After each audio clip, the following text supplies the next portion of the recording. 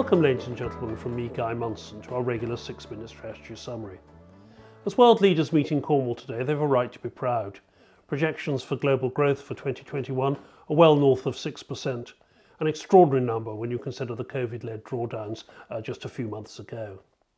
There are clouds on the horizon, yes. Inflation rates are picking up around the world, and we saw an extraordinarily high figure for the US CPI last night, 5% year on year, the strongest since 2008, as cash-rich consumers react to lockdown by spending almost regardless of price.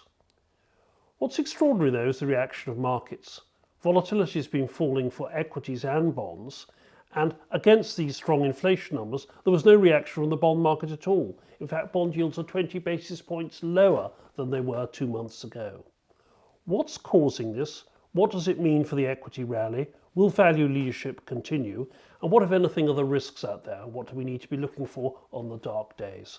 That's what I'll be discussing in the slides ahead. So before I begin, just a quick question from a viewer from last time's session on the UK, asking the question, how has the UK equity market performed versus global markets since the Brexit referendum in June 2016? Well, here are the numbers. In red, the UK up 32%. In blue, the World Equity Index up an extraordinary 100%. Nasdaq up 200%. So a huge price UK investors have paid because of the structure of the UK market, very cyclical, bank heavy, and because of the flows out of British assets around Brexit. I think we'll see those numbers catch up. I think we'll see the UK outperform. And though we're global investors at Saracen, we do have a tilt toward the UK. So let's return to the key issue of today, the global growth rate. I mentioned earlier, at north of 6% we're projecting for 2021. That will be the strongest since 1973, and I think world leaders will be cheering that down in Cornwall. On the right-hand side, what's driven that? These very strong vaccination numbers. 102 doses per 100 people now in the UK, a strong acceleration, 91 in the US. 57 in China, look how that yellow line has climbed. India climbing slowly, 17%, but look at some of the problem areas like Nigeria, just 1% of the population of that vast country vaccinated. You can see why Biden and Johnson are so passionate about this goal to vaccinate the world in 2021 and 2022. Against this backdrop, of course, inflation expectations are rising, and this is worrying investors. So I've created a simple inflation dashboard here. In the top left, what's the market thinking? This is the 5-year forward inflation. What the market's thinking of inflation for 5 years from now. That number at about 2.2%, risen sharply since the depths of the crisis, but rolled over a little bit in the last few weeks. Below that, I put my favourite commodity price index, that's the Economist index, particularly heavy food weighting. That rose to an all-time record, again coming off a little bit in the last few days. And on the right-hand side, I put core and headline CPI for the UK and the US. Now, the UK numbers haven't really moved yet. They will. The US numbers certainly have. Now, out last night was that extraordinary US CPI number, up 5% for the year.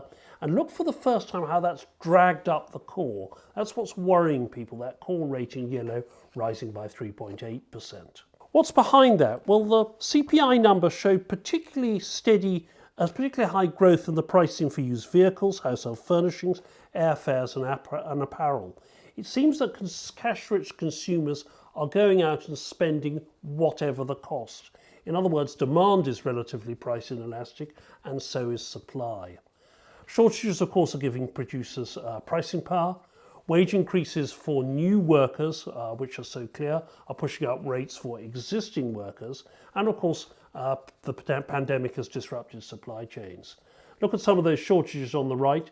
This is US job openings where positions have not yet been filled. At 50% of all job openings, that's an all-time record. So how are financial markets reacting to this? Well, it's extraordinary. They seem to be taking these inflation numbers completely in their stride.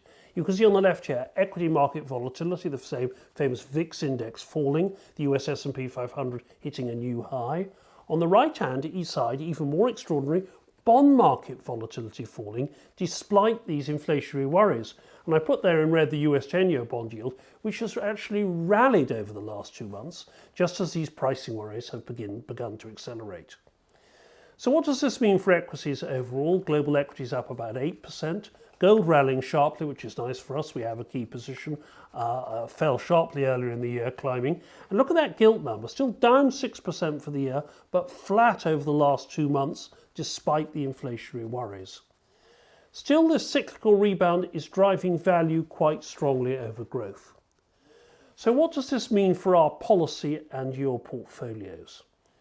Well, we're sticking with an underweight government bonds, despite this relatively calm, if you like, reaction to the inflation numbers. Now, I know better growth will mean lower issuance, but we think that negative real yield now is becoming excessive. There really is no reason to hold significant bond positions. On the other hand, of course, it makes equity dividends look very attractive because those move broadly in line with inflation.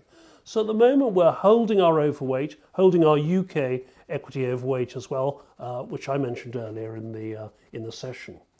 Adding to our gold position in alternatives as a long-dated inflation hedge, particularly with the turmoil in Bitcoin. What are the risks? What worries me? Still the unequal distribution of vaccines, but it's a great step forward, that announcement last night from G7. Disorderly bond markets if something goes wrong. And of course, we still got some pressure out in Asia, that China-Taiwan policy we mustn't ignore. So an unexpected period of calm, a very obtuse reaction by world bond markets, but global equity asset prices at the heart of our portfolio are still rising. Thank you.